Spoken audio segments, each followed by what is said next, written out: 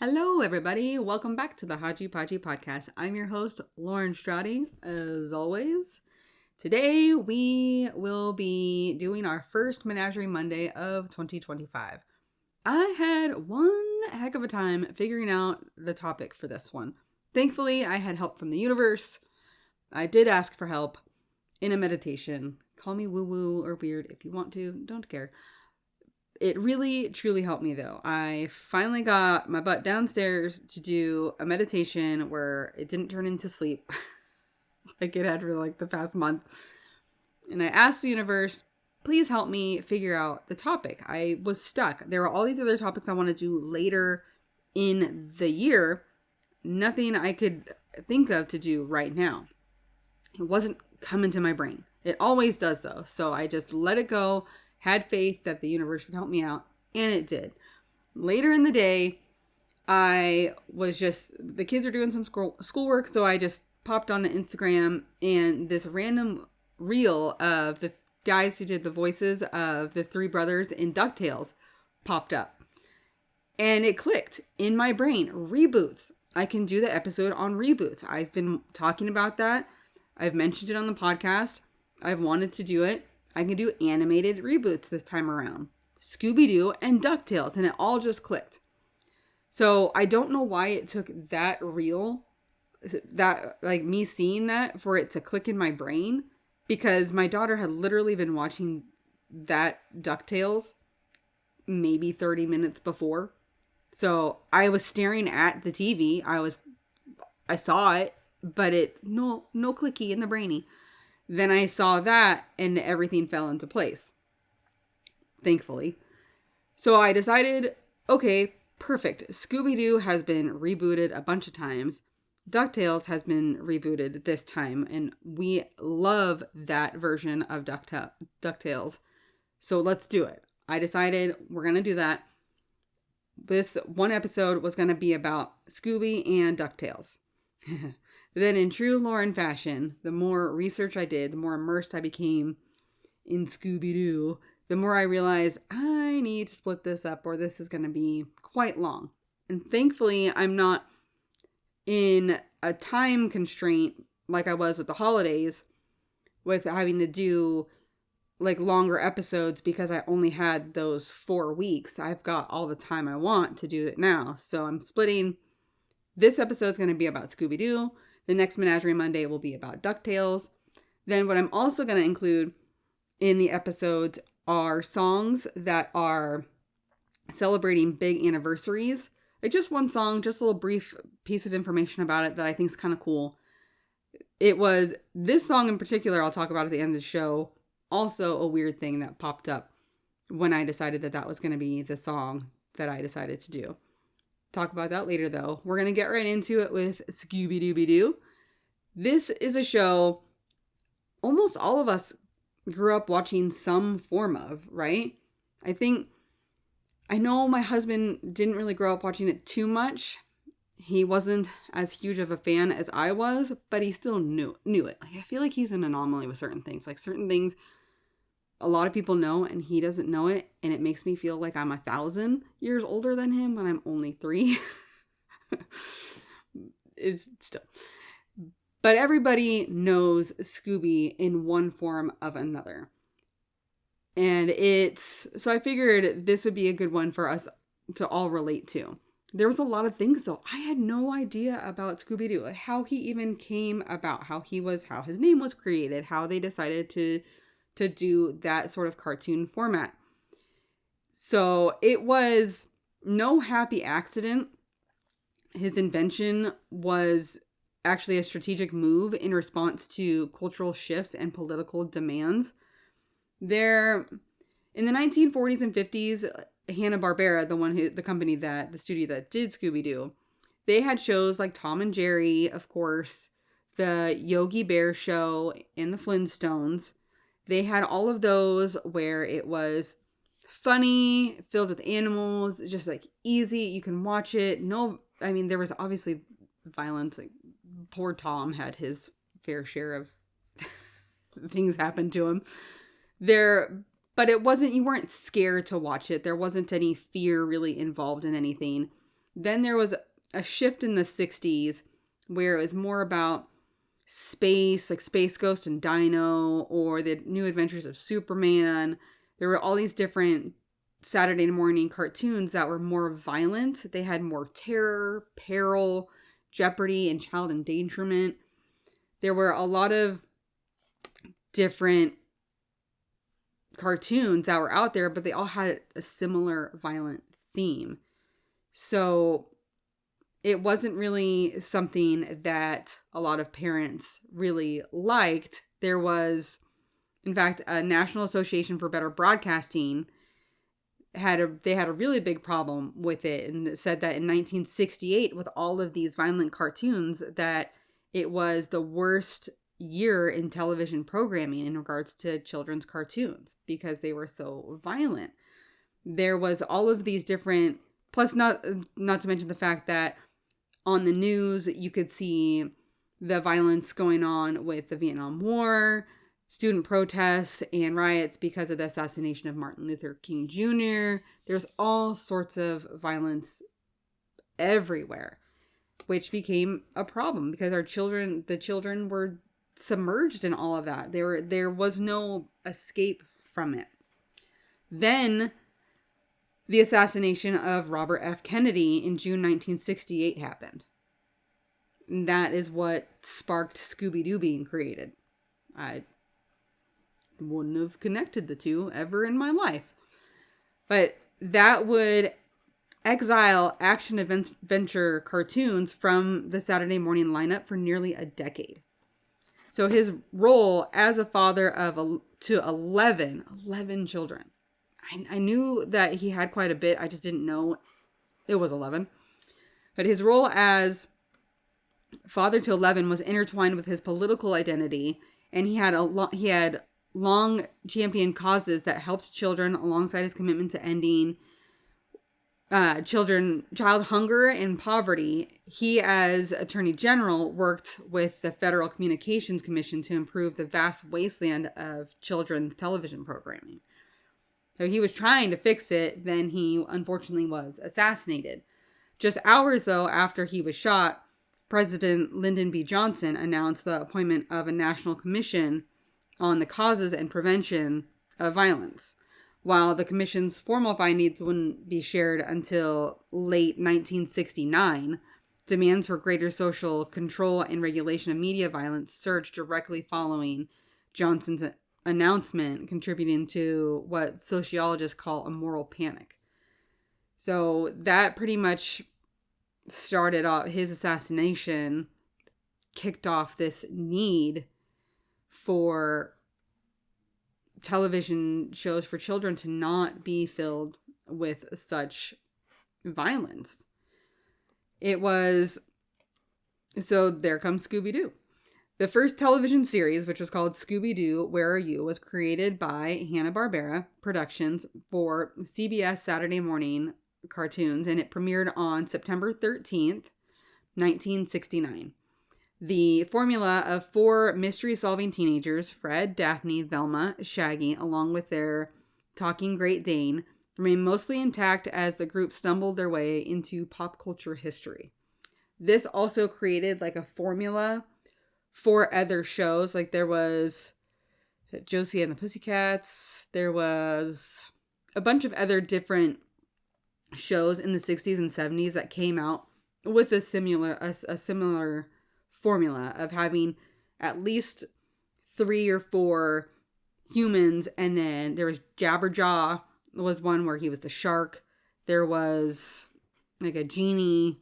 There were other different shows that had a similar formula that was not filled with peril, like true peril and violence. Like you'd kind of get creeped out by a ghost or something on Scooby-Doo, but you knew that it was always a person underneath it. There was nothing terrifying or something that was going to make you feel any violence watching Scooby-Doo or any of those other TV shows. What I found interesting, though, was where the name Scooby-Doo came from. The name Scooby-Doo was partly inspired by Frank Sinatra's ad-libbed Doobie Doobie Doo from his song Strangers in the Night. But the deeper backstory is that the show itself was created, like I said, in direct response and concerns of CBS executive Fred Silverman after the assassination of Robert F. Kennedy in 1968. So, like I said, Scooby-Doo has been around for a long time. I had no idea that his creation was created like as a need because there was too much violence on TV with children's cartoons. So they had to create something that wasn't like that. And they just happened to come up with Scooby-Doo. And I'm very, very grateful that they did, because it is an extremely amazing show that has lasted 4 years. The original is still great to watch. I did not realize though how many different versions there are. So Scooby-Doo and the gang have had an incredible amount of shows, movies, specials, crossovers over the decade. There have been 15 Scooby-Doo television series so far, spanning over 50 years, which includes Scooby-Doo, Where Are You? There was also, my favorite was, I've got a few favorites, but growing up, my favorite was the new Scooby-Doo movies, where they would have guest stars. They had the Three Stooges, plus it was an hour long, which was even better.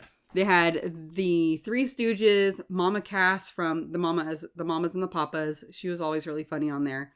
Sonny and Cher, Jonathan Winters, the Harlem Globetrotters, Don Knotts, Batman, the Addams Family, all these different celebrities or different television families were on those episodes, and it was longer. I loved the dynamics and the humor of those episodes.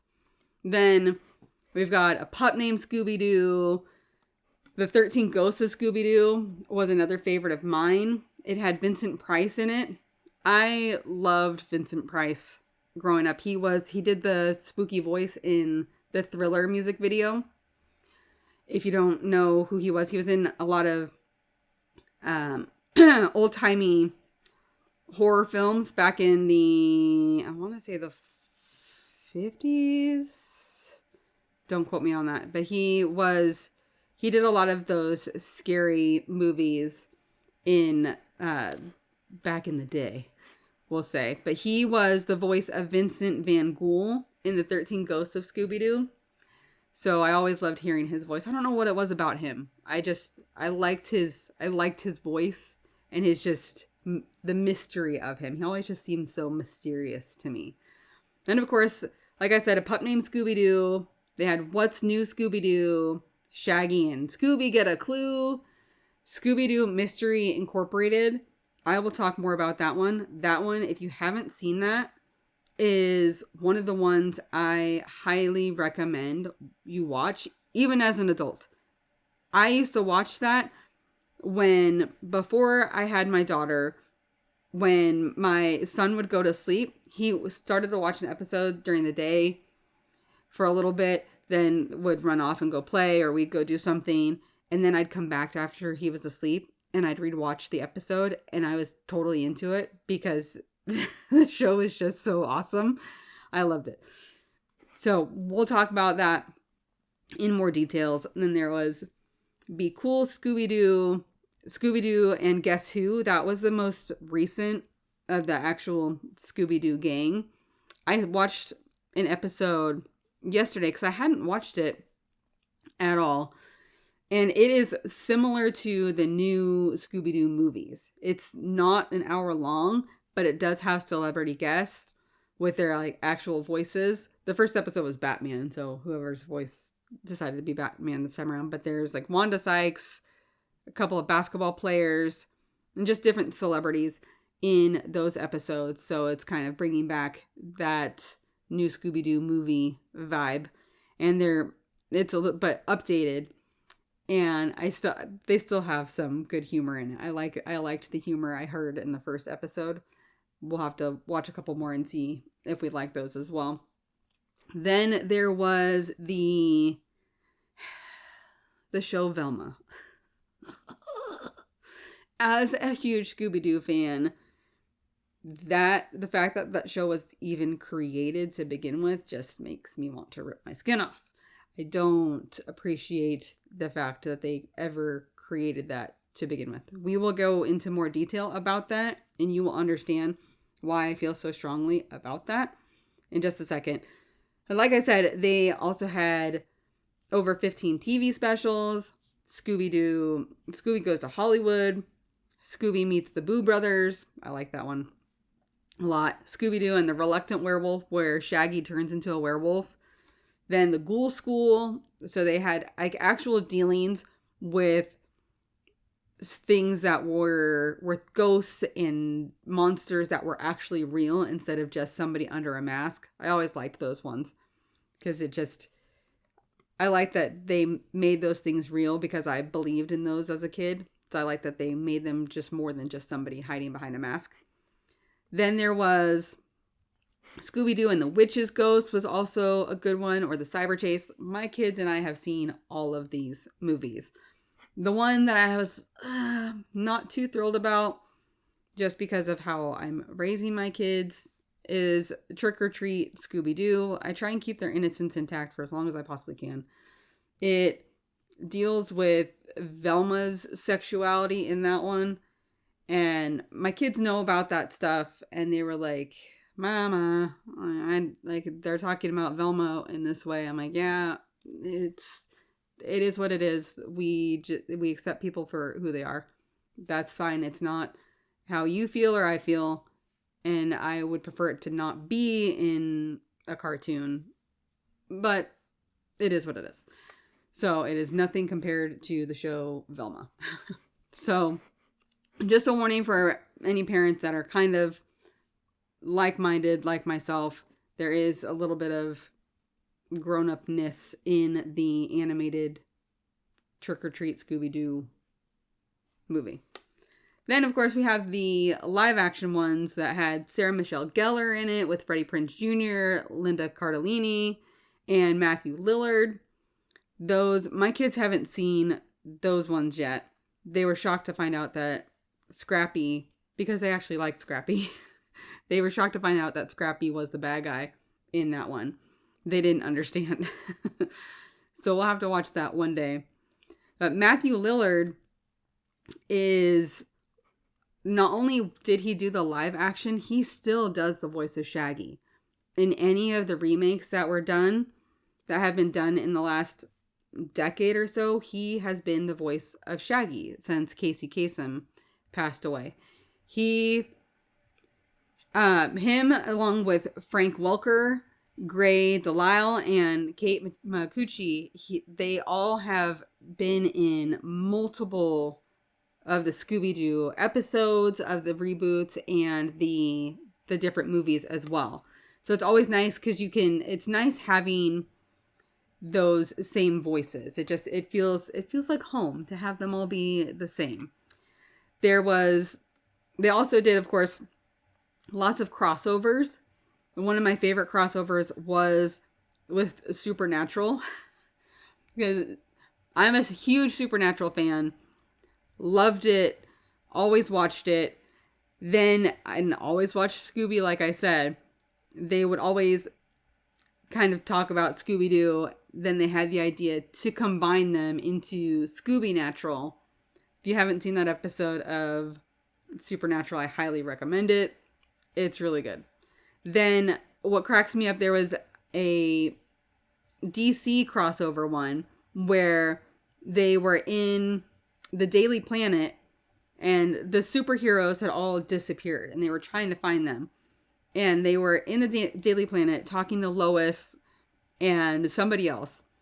There was something happened and Velma's glasses fell off. And they're like, oh, hey, who's your new friend? And the gang all look at each other and they look at Velma and they're like, what do you mean? It's Velma. Like, no. Your friend. And somebody hands Velma back her glasses and she puts them on. Like, oh, Velma, where did you come from? And it was hilarious because, and I tried to explain it to my husband at the time and he didn't quite understand until I broke it down.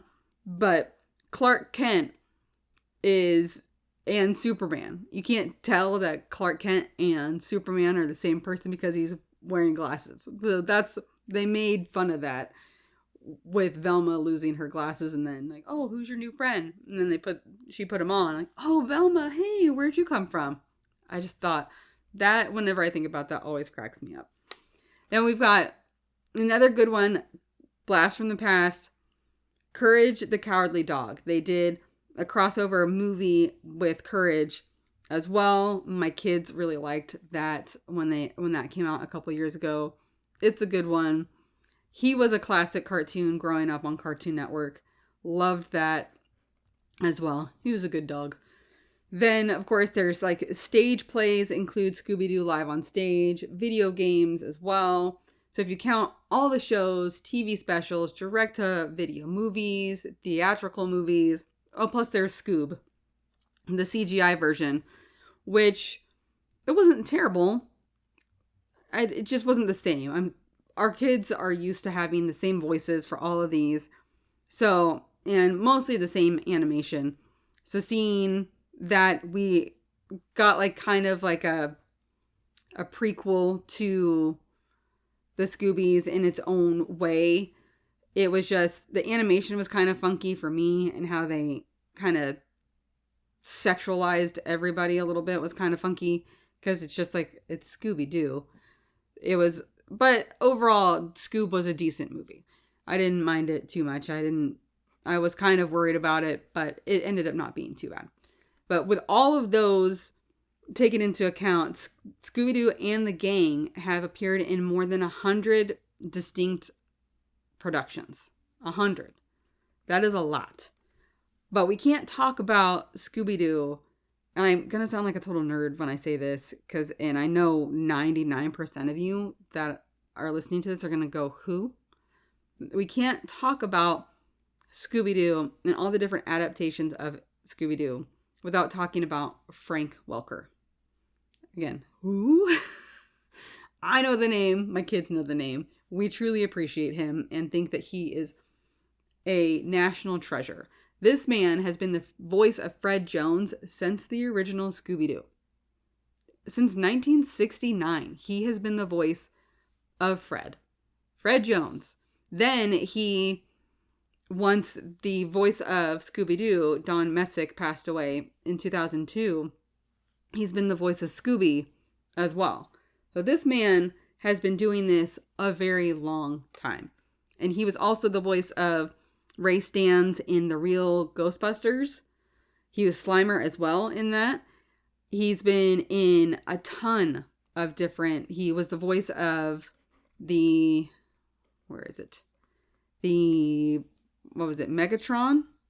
in the Transformers cartoons. He did like tons of different voices. He was a Boo in Aladdin. All of these different things. He's appeared in, 500, closer to 600 Scooby-Doo productions in his lifespan that he's been doing the voice. Like 600. He holds the Guinness World Record for the longest career as a voice actor for the same animated character, Fred Jones, which is well earned. This guy is, I was very upset when Angela I still get upset talking about it.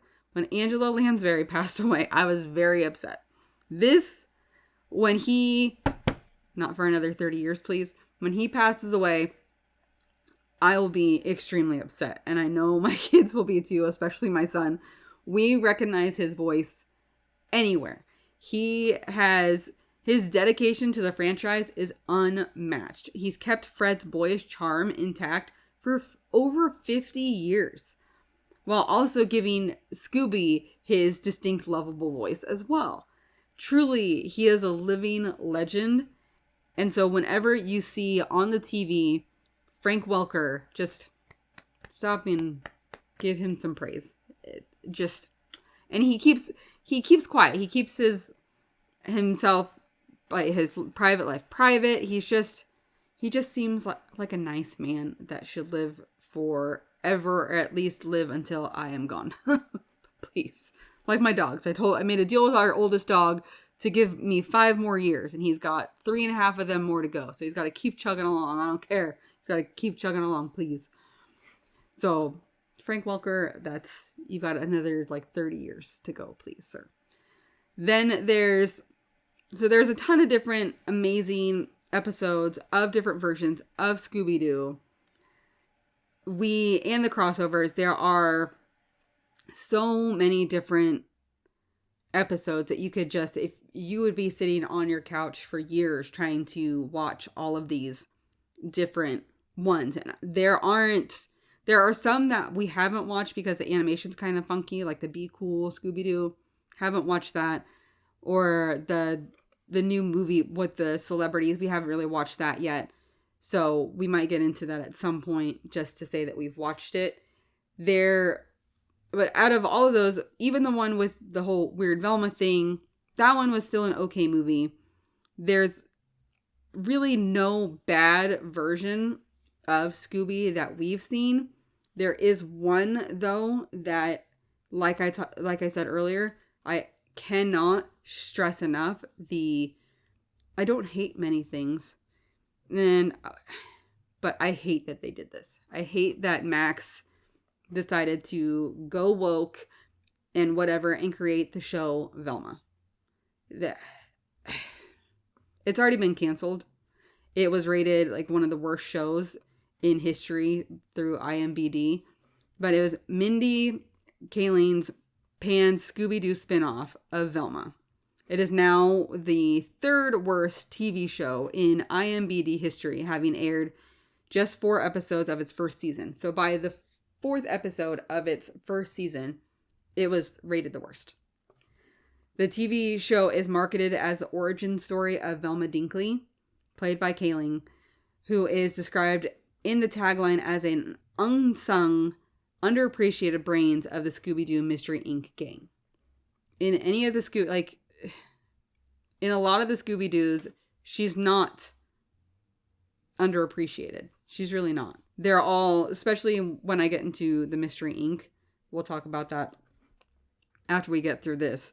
But touting itself as an original and humorous spin, many fans believe the spin-off has strayed too far from the source material, with characters described as unlikable and over-sexualized teenagers.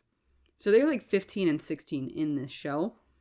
While the show garnered a Rotten Tomatoes rating of 11% following its premiere, the latest 2 episodes have seen it fall even further to just 6%. That was from earlier in 2023? So it's already, like I said, it's already been canceled. Many critics of the show claim characters have lost any semblance of their original personalities. All I had to do was see the animation and see what the characters looked like to know I wasn't going to watch this show, but I did read about it. So Fred was depicted as a rich kid, insecure in his own masculinity. Daphne as a school mean girl who deals drugs.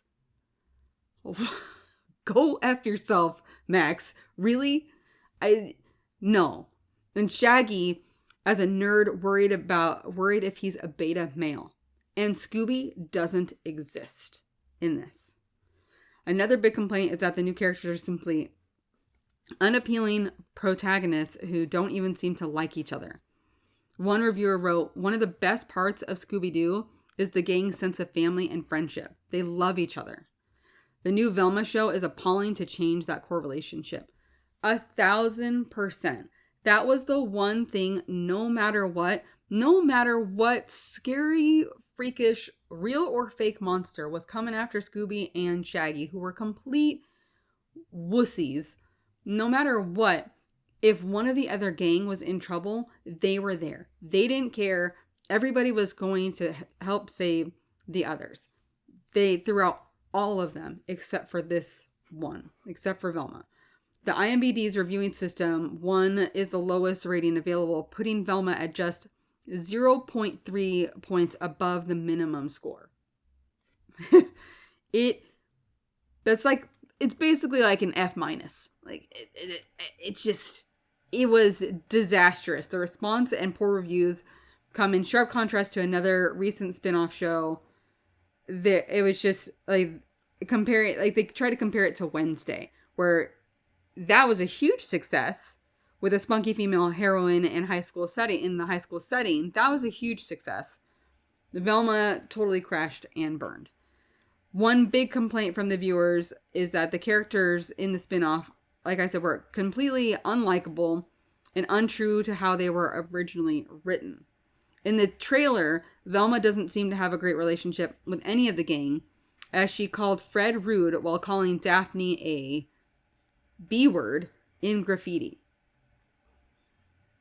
It was not well perceived at all. Then, you have Daphne as a mean girl, Fred as an insecure man baby, Shaggy is worried about being a beta, and Scooby doesn't exist. That is just... Plus, at one point, they had Velma and Daphne actually kiss. I don't understand why I don't know why they did that. I'm glad it was canceled. It is a kid's show. If you want to throw in that Velma's a lesbian, cool, whatever. I don't care. That happens. Love who you love, whatever. But you don't throw in all of a sudden that Daphne's dealing drugs and that there's all this sexualization of these 15 and 16-year-olds on a cartoon that's been something for kids for 50 years. I don't care if you made it in an adult version of it. You're like, oh, now it's like... There are plenty of versions of Scooby-Doo that adults would enjoy without changing all of these things and changing the heart and soul of the gang. Complete garbage, trash, don't ever watch it. Glad it got canceled. Mindy Kaling, what were you thinking? Not that I was a huge fan of her anyway, but this was just, She was saying that she thinks that I think of the characters in this as so iconic, but in no way is the gang defined by their whiteness, except for Fred. So I was a little bit surprised. I mean, really, Mindy? Anyway, again, and there's no Scooby-Doo. They said they were trying to differentiate the show from traditional Scooby-Doo content to focus on more adult-oriented narratives. And according to one of the creators, they felt like Scooby-Doo was a defining element of their original kids show and struggled to find a way to incorporate him into the adult version. Then maybe not do it. Maybe try and come up with something different and not try and crap all over a beloved children's show. Have your own idea. Don't just steal something and wreck it. Just in the age of reboots, like that's why I'm doing their whole reboot thing. There's some where you're just like, why? Why mess with it? It was great. The original was great. Then you've got these other amazing versions of Scooby where you're like, I'm so glad that they did this way. This is awesome. Then you have Velma when you're like, what the flippin' heck were you guys thinking? That was just... So, and they also said like licensing issues with Warner Brothers Animation. They hold their rights explicitly. They explicitly forbade the use of Scooby-Doo in the series, which aligned with the creator's decision to leave him out. So they couldn't put him in there because they didn't own the rights. So why couldn't you just create another show with different character names and not just try and make a messed up version of Scooby-Doo without Scooby in it? So if you were curious about that show and wanted to watch it thinking that it might be a cool version of Scooby-Doo, it's not, and don't watch it. So, but the version of Scooby-Doo you should watch, pretty sure it's on Netflix, and I think it is on Max. They've got a bunch of different versions of Scooby-Doo on Max. There is the show, which was confirmed by the creators as a prequel, Scooby-Doo Mystery Incorporated. This was one of my all-time favorites. I loved how... I like the continuation of stories where like DuckTales did the same thing. That's why I liked it as well. You have these different story arcs and they keep going throughout the whole show. You learn more about the characters as well. So there was an overarching mystery. For the first time, the show introduced a serialized storyline, meaning each episode wasn't just a standalone mystery, but part of a larger, more complex plot. I love those. I think that it keeps you intrigued. It keeps you wanting to watch. So the Crystal Cove mystery, with its creepy backstory and connections to mystery incorporated groups, kept the viewers hooked. So this story takes place, the Mystery Incorporated show takes place when the kids are in high school and at Crystal Cove. That is their little town. All these weird different things happen. There's always obviously mysteries, like it said, that happen, just like in all the other shows where it's revealed that it's somebody. But there are also actual supernatural things that happen during the show as well that keep you hooked. There's real ghosts, there's real magic, all sorts of different things. Plus, you get to know the characters more. You get to know their families. Like Velma's family owns like a tourist shop and is all about holistic cures and kind of hippie. Shaggy's parents are kind of snooty and always give you this vibe like they're too good for you. They don't seem to be the biggest fan of Scooby. There is Fred's dad, who is the mayor. There's a whole drama thing about that. I don't want to spoil any. If you guys truly want to watch this with your kids or watch it by yourself, again, I'm not judging. I watched it by myself. There is a whole storyline with Fred and his dad as well that is really good. Then there's Daphne, who is the rich one in this one. Her family has lots of money, and she is part of a family of all girls, all with different D names. You get to know her parents as well. So, but it wasn't just, you don't just get to know their families. There's also deeper relationships with them. Velma and Shaggy had a brief romantic relationship that didn't last. Fred has an obsession with traps, which is hilarious. He is obsessed with traps and actually is really good at making traps. Then Daphne has an unrequited crush on Fred, and that gives her more emotional weight. She's not just danger-prone Daphne or dumb Daphne. She actually has a brain. She's still kind of a little snobby and like richy rich, but she is actually quite likable in this.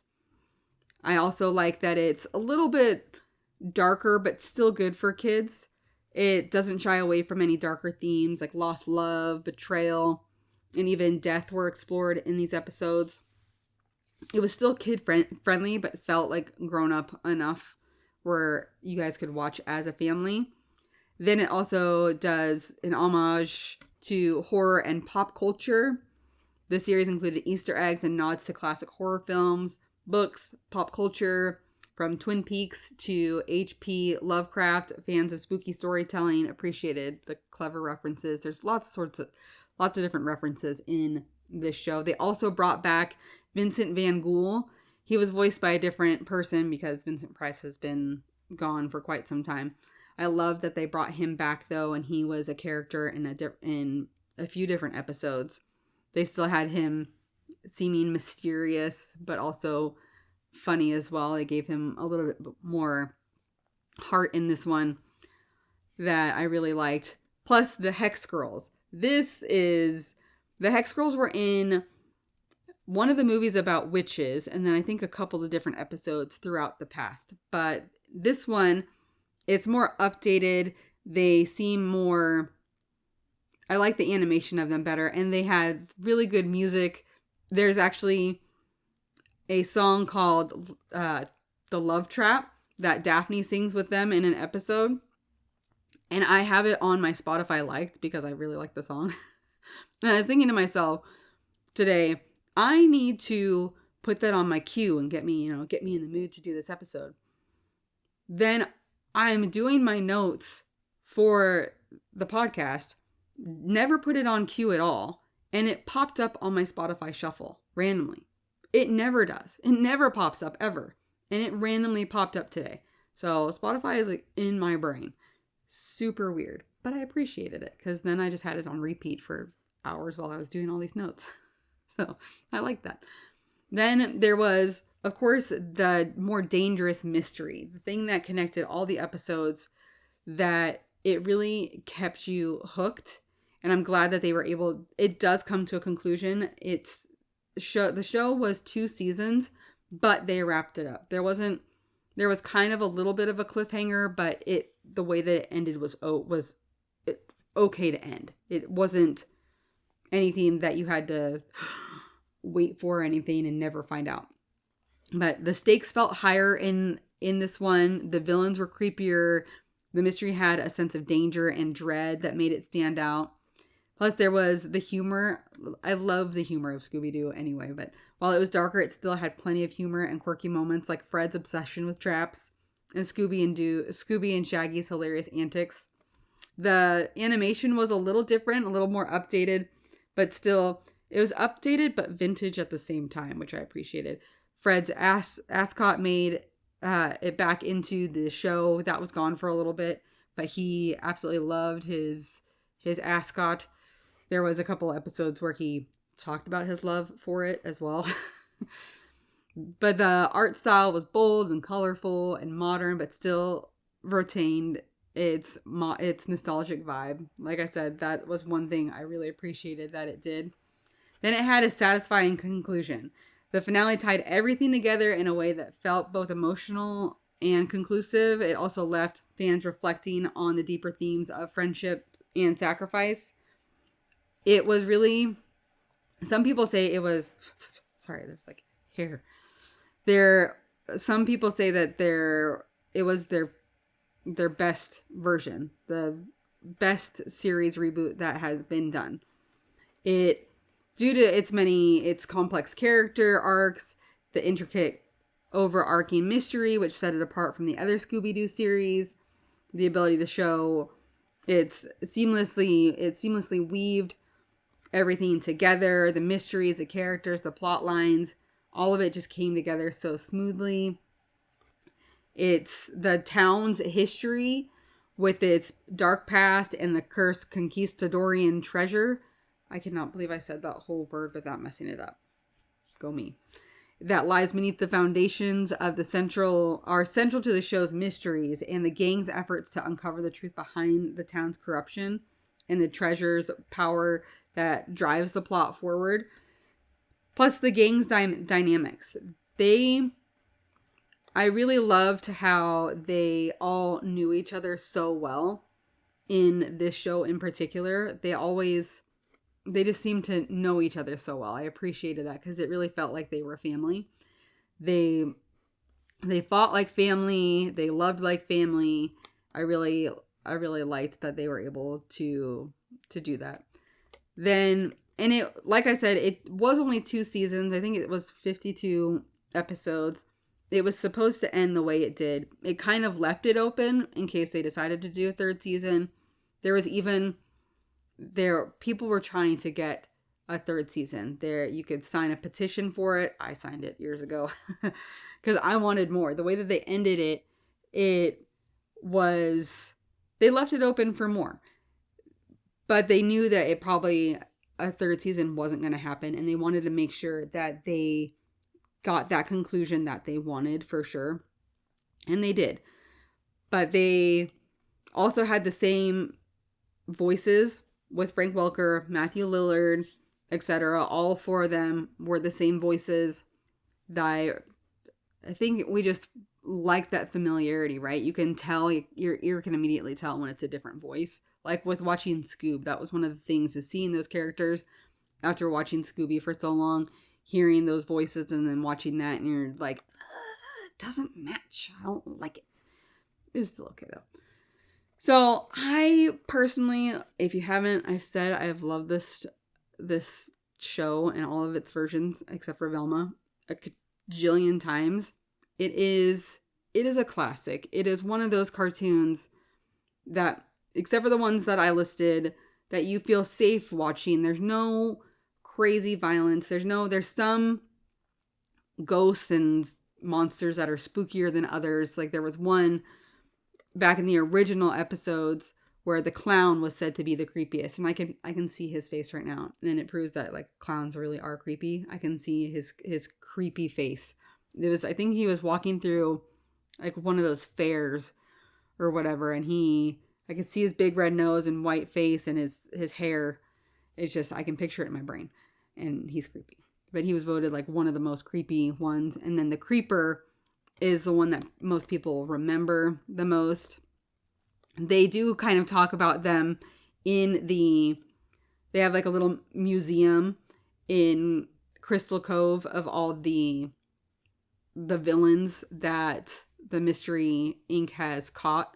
So you can see some of those throughout that show. That one, I truly think they did a really good job of bringing new life into the show, creating those different relationship dynamics while still honoring the original shows. So I highly recommend, if you haven't seen Scooby-Doo Mystery Incorporated, I think they brought it back to Netflix. Highly recommend watching that. So there is a lot of information about Scooby-Doo that we've learned today, that I've learned. I love all this stuff. I love Frank Welker.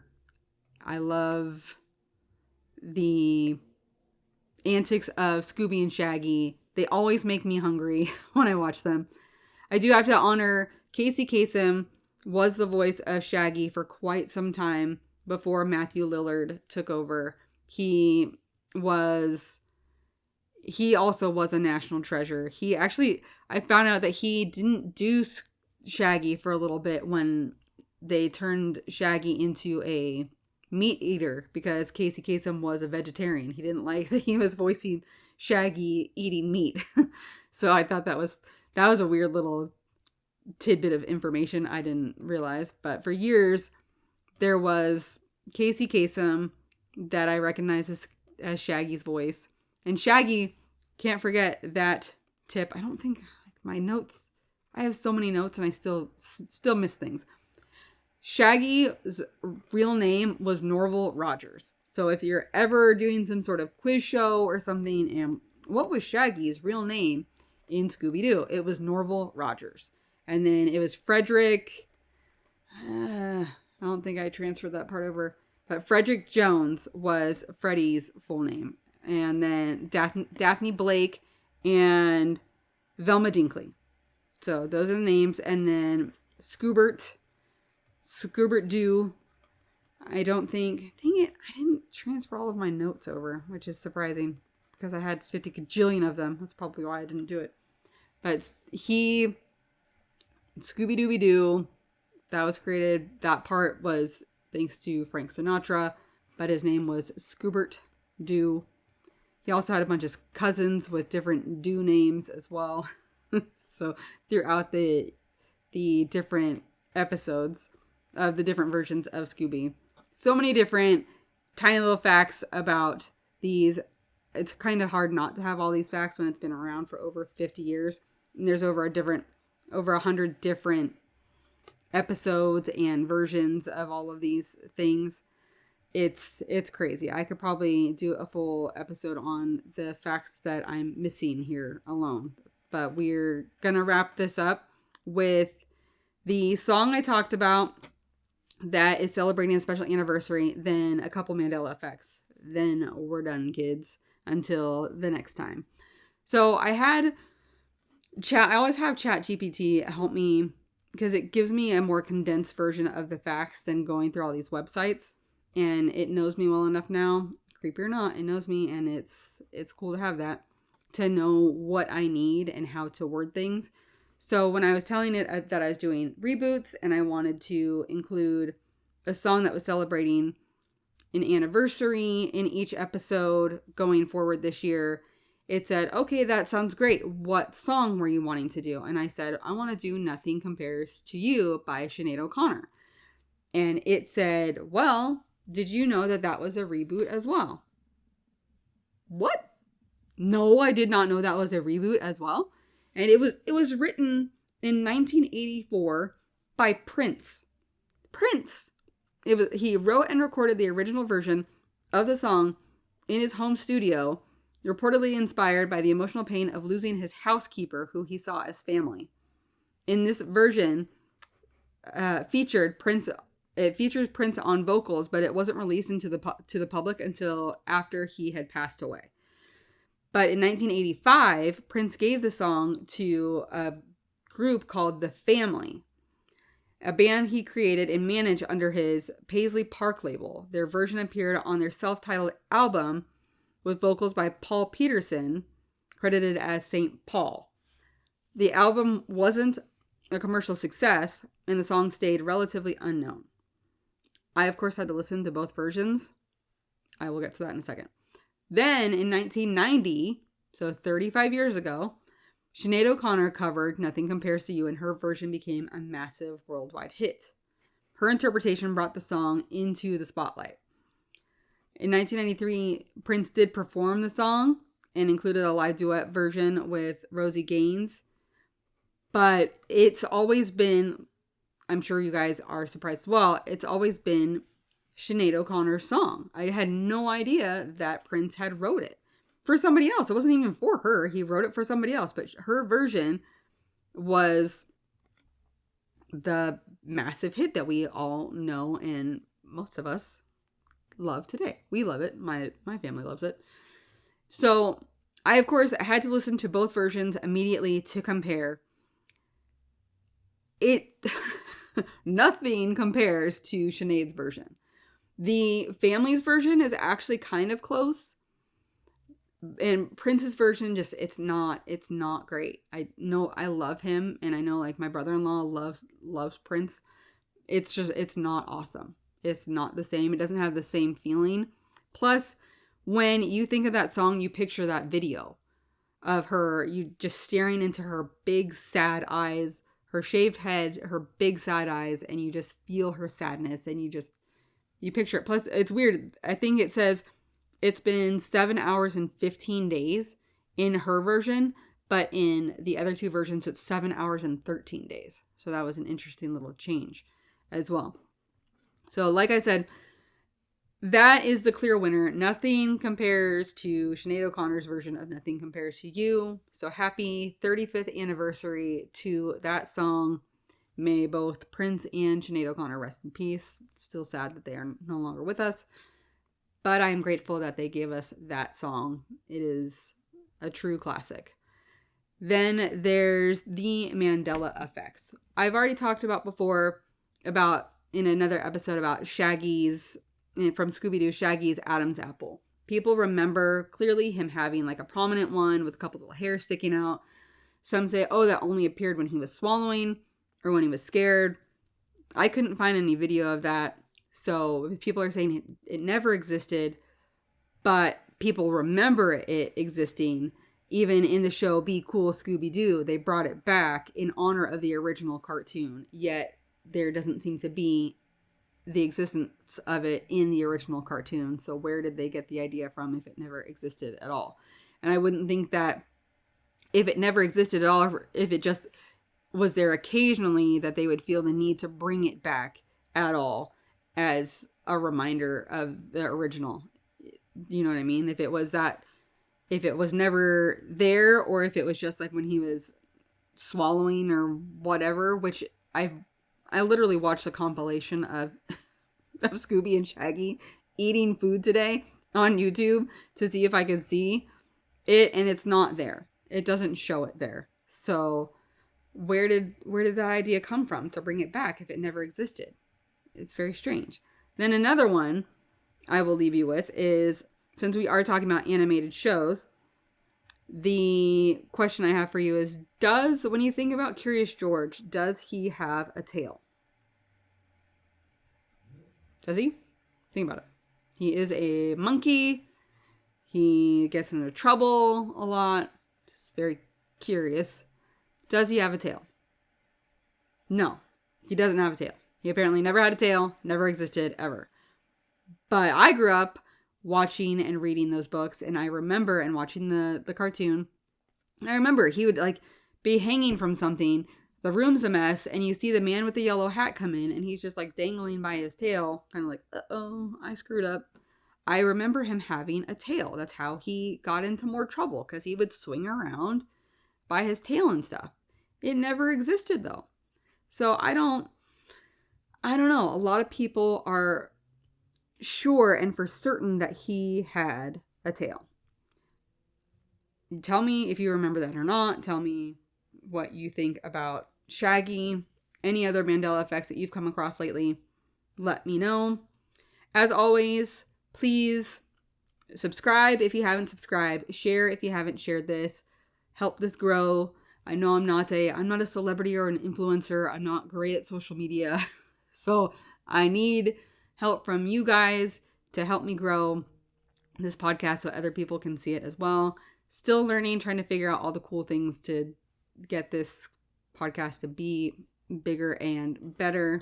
Thank you guys for giving me grace as I do grow this podcast. And thank you for continuing to watch. I will be doing more Mandela effects through the year. They seem to be increasing, which is really wild. I don't know if it's because the more we're talking about it, people are saying it's the government messing with us. People are saying it's timelines collapsing and combining. Who knows? I'm not sure. I just know that there's more and more every day. So I will talk about those in each Monday until I run out of them. Then let me know what version of Scooby-Doo is your favorite. If you've seen Mystery Inc. and you think it's as great as I do, if you've seen Velma and you think it's total trash like I do, let me know. Or if you really loved just the original and that's the one you're sticking with and that's like nothing else can compare to the original, let me know. Don't be shy, guys. As always, connect with me. How to connect with me is in the show notes. Then I will be seeing you for our therapy on next Thursday. We'll be doing our therapy. Not sure what we're going to do yet, but feel like we all could use a little bit of therapy, especially with everything going on. And then it's only a couple weeks into the new year and there's a whole lot going on. So I'm going to be here to comfort you and to make you feel less crazy. So I hope you have a good rest of your guys' week. I hope this helped Monday go a little bit faster for you. Again, communicate with me. Let me know your favorite Scooby-Doo. And I will see you guys next week. Bye.